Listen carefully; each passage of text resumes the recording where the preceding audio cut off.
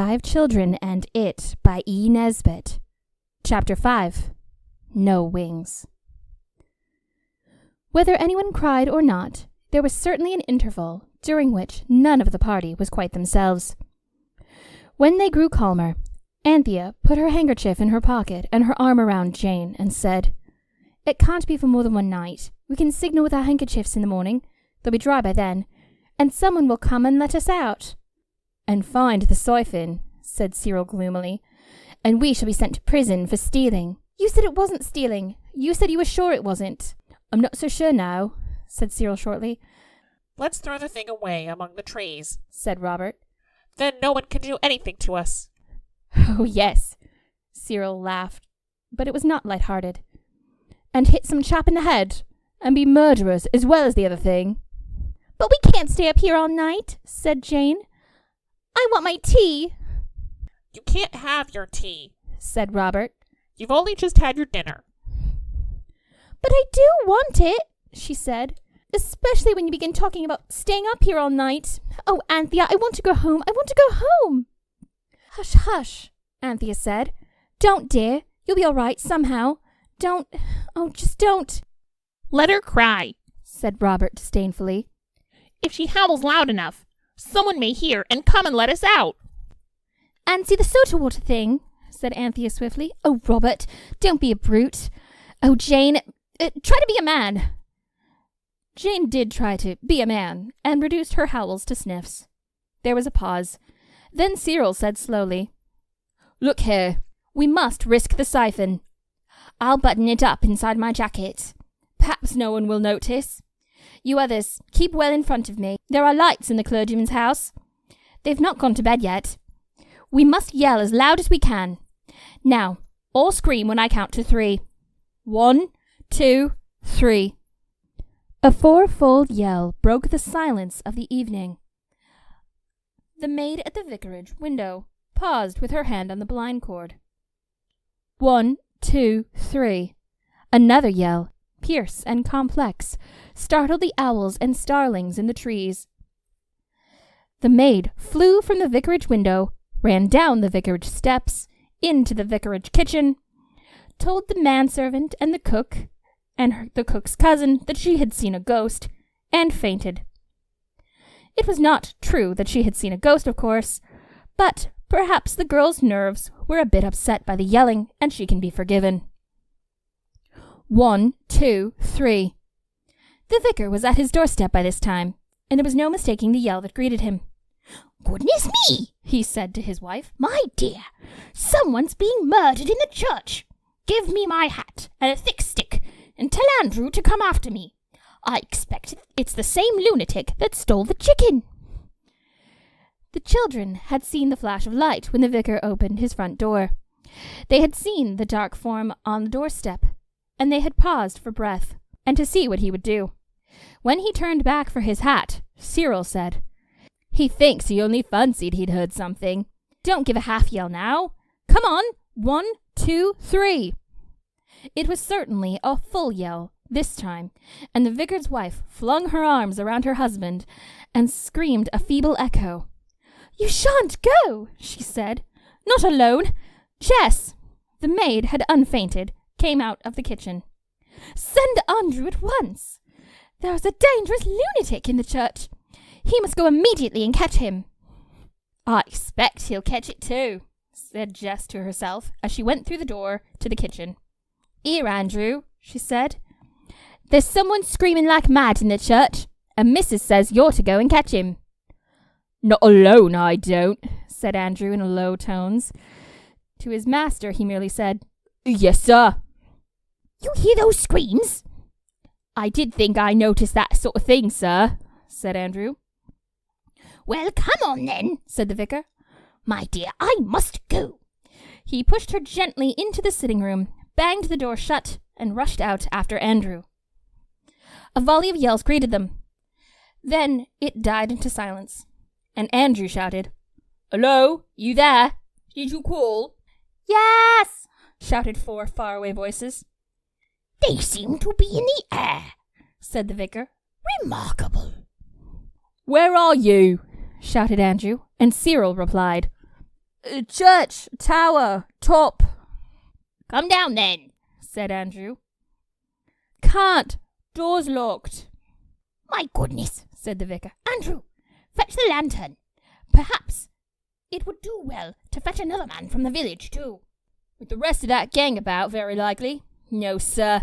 If this ain't a trap, I'll never. Here, the cook's cousin's at the back door. He's a night keeper, sir. Used to dealing with strange characters. And he's got a gun. Hello there, shouted Cyril from the church tower. Come up and let us out. We're coming, said Andrew. Now I'm going to get a policeman and a gun. Andrew, said the vicar. That's not the truth. Near enough for the likes of them, sir. So Andrew fetched a lantern and the cook's cousin. And the vicar's wife begged them to be careful. They went across the churchyard. It was quite dark now, and as they went, they talked. The vicar was certain that the lunatic in the church tower was the one who had written that strange letter and taken the chicken and other things. Andrew thought it must be a trap. The cook's cousin alone was calm.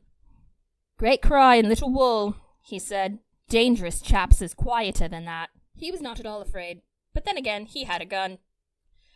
That was why he was asked to lead the way up the worn, steep, dark steps of the church tower. And he did lead the way, with the lantern in one hand and the gun in the other.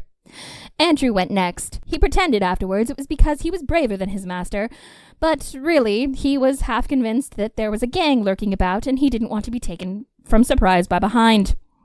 They went on, round and round, up the little corkscrew staircase.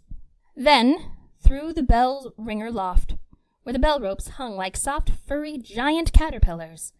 Then, up another stair into the belfry, where the big bells sat quiet, and up a ladder with broad steps and to little stone stairs. And at the top of those stairs there was a door bolted shut. The cook's cousin, gatekeeper, and knocked on the door. "Hello, you there?" The children were holding on to one another on the other side of the door, trembling with anxiousness, and very hoarse from their howls. But Cyril managed a reply. "Hello, are you there?" "How did you get up there?" It was no use saying we flew, and so Cyril said, "We got up, and then we found that the door was locked, and we couldn't get down. Oh, let us out, please do." "How many of you are there?" asked the keeper. "Only 4, said Cyril. "Are you armed?" "Are we what?" "I've got a gun handy, so you best not try any tricks," said the keeper. "If we open the door, you promise to come quietly and no nonsense?" "Yes, oh yes," said all the children together. "Bless me," said the vicar. "Surely that was a female voice." "Shall I open the door, sir?" asked the keeper. Andrew went down another steps, to leave room for the others, as he would say later. "Oh yes," said the vicar. "Open the door. Remember," he said through the keyhole, "we've come to release you. You will keep your promise and refrain from violence." When the bolt was drawn back, the keeper shouted through the keyhole, "I won't open up until you've gone to the other side of the tower, and if one of you comes at me, quick, I'll fire." "We're all on the other side," said the voices. The keeper felt pleased with himself, and owed himself a bold man. He threw open the door, stepped into the stable, flashed his light, holding his gun high. He lowered his gun and nearly dropped the lantern. "So help me," he said, "if it ain't a pack of kids." The vicar now advanced. "How did you come here?" he asked severely. "Tell me at once." "Oh, take us down! Oh, take us down!" said Jane, catching hold of his coat. "We'll tell you everything you like. You won't believe us, but it doesn't matter. Oh, just take us down!" The others crowded around him, all but Cyril. He had enough to worry about with a soda water siphon, which kept slipping down from under his jacket, and needed both his hands to hold it steady in place. But he said, from as far away as possible, "Please take us down." So they were taken down.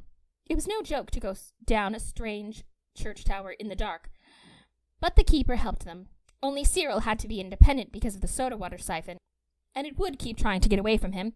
Halfway down the ladder, it all but escaped, and Cyril had to catch it by the spout, and nearly lost his footing. He was trembling and pale when at last they reached the bottom of the winding stair, and stepped down into the churchyard. Then suddenly the keeper caught Cyril and Robert by the arm. "You bring along the girls, sir. You and Andrew can manage them."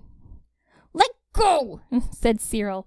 We aren't running away. We haven't hurt your old church. Let us go.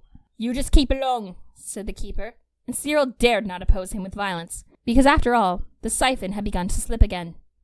So they were marched into the vicar's study, and the vicar's wife came rushing in. "Oh, William, are you safe?" she cried. Robert hastened to alleviate her anxiety. Yes, He said, he's quite safe. We haven't hurt them at all. And please, it's very late. They'll be very anxious for us at home. Can you manage to send us home by carriage by any chance?" "Oh, perhaps there's a hotel nearby where we could get a carriage. Martha will be so worried about us." The vicar sank into his chair, overcome by emotion and amazement. Cyril had also sat down, and was leaning forward with his elbows on his knees because of the soda-water siphon. But how did you come to be locked in the church tower? Asked the vicar. We went up, Said Robert slowly. and we were tired, and we all fell asleep. And when we woke up, we found that the door was locked, so we had to yell. "I should think you did," said the vicar's wife. "Frightening everybody out of their wits like this. You ought to be ashamed of yourselves." "We are," said Jane gently. But who locked the door?" asked the vicar. I don't know. Said Robert, and that was perfectly true. Oh, do please send us home. Well, really, Said the vicar. I suppose we better. Andrew, put the horse to it, and you can take them home. "Not alone, I don't," said Andrew to himself. The vicar went on. Let this be a lesson to you. He went on talking, and the children listened miserably. But the keeper was not listening. He was looking at the unfortunate Cyril. He knew all about poachers, of course, and he knew what people looked like when they were hiding something. The vicar had just gotten to the part about growing up to be a blessing to your parents and not causing trouble and disgrace, when the keeper suddenly said, "Arrest him! That one's got something under his jacket!" And Cyril knew that concealment was at its end. So he stood up, squared his shoulders, and tried to look noble like the boys in storybooks, and pulled out the siphon and said, "Well, there you are then." There was silence. Cyril went on. There was nothing else for it. "Yes, we did take this out of the larder, and some of your chicken and bread. We were very hungry, and we didn't take any of the custard or jam. We only took bread and meat and water, and we couldn't help it being the soda kind. Just, the necessities of life. And we left you £0.50 to pay for it, and a note to try to explain. And we're very sorry, and my father will pay a fine, if you like. And just don't send us to prison. Mother would be so vexed. And you know what you said about not being a disgrace. Well, don't go and do that to us. That's all. We're so sorry." However did you get up to the larder window? Asked the vicar. "I can't tell you that," said Cyril firmly. So this is the whole truth you've been trying to tell me? Asked the vicar. "No," answered Jane suddenly. "It's all true. But it's not the whole truth, you see. We can't tell you that. It's no good asking. Oh, do forgive us, and take us home." She ran to the vicar's wife and threw her arms around her. The vicar's wife put her arms around Jane, and the keeper whispered, "They're all right, sir. I expect it's a pal they're standing by. Somebody putting 'em up to it, and they won't squawk, game little kids." Tell me, Said the vicar kindly. are you shielding someone else? Has someone else put you up to this? "Yes," said Anthea, thinking of the sammaid. "But it wasn't really their fault." Well, my dears, said the vicar. Then let's say no more about it. Only just tell us why you wrote such an odd letter. "I don't know," said Cyril. "You see, Anthea wrote it, and it's such a hurry, and it really didn't seem like stealing then. But afterwards, when we found we couldn't get down off the church tower, that's exactly what it seemed like. We're so sorry." Say no more about it, said the vicar's wife. "But another time, think before before you take other people's chicken. Now, some cake and milk before you go home." When Andrew came to say that the horse was ready, and that he was expecting to be led into a trap, he had plainly seen from the first. He found the children eating cake and drinking milk and laughing at the vicar's jokes. Jane was even sitting on the vicar's wife's lap. So you see, they had gotten far better than they deserved. The keeper, who was the cook's cousin, asked leave to drive them home, and Andrew was only too glad to have someone else to protect him from the traps he was certain were coming. When the wagonette reached their own little house, between the chalk quarry and the gravel pit, the children were very sleepy, but they felt that they and the keeper were friends for life. Andrew dumped the children down at the iron gate without so much as a word. "You go along home," said the cook's cousin. "I'll take care of these kiddies." And so Andrew had driven off alone, which he did not like one bit, and it was the gatekeeper who went with the children to the door, and when they had been swept into bed in a whirlwind of reproaches, remained to explain to Martha and the cook and the housemaid exactly what had happened. He had explained it so well that Martha was quite applicable the next morning. After that, he would often come by and see and speak with Martha, and in the end, oh why, that's another story. Martha was obliged to stick to what she had said the night before about keeping the children indoors the next day as a punishment. But she wasn't as ugly as all that, and agreed to let Robert go out for half an hour to get something he really wanted. This, of course, was the day's wish. Robert rushed to the gravel pit and found the Psalmodiad, and presently wished for, oh, but that's another story too.